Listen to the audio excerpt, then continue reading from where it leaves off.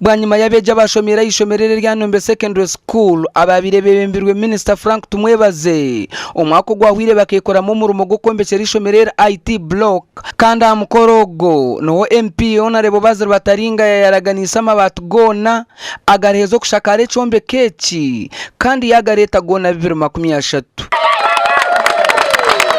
wa board Nombe Secondary School omwizina lya board staff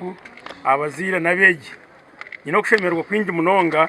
mbwene rizoba yachikora yachikiriza amabastugina yagatwasa management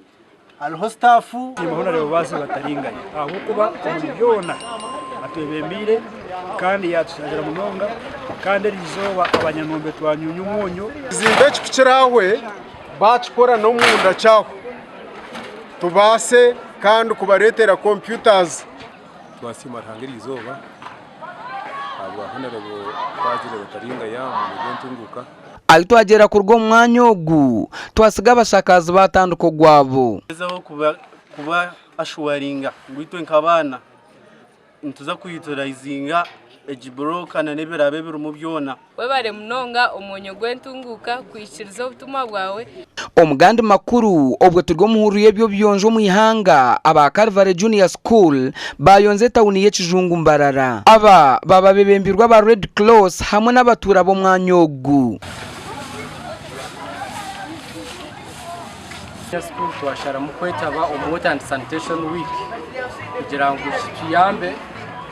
kwegesa abana bitu ingeri twakubasa kuhanduringa mu plastic, especially plastic irimo akavera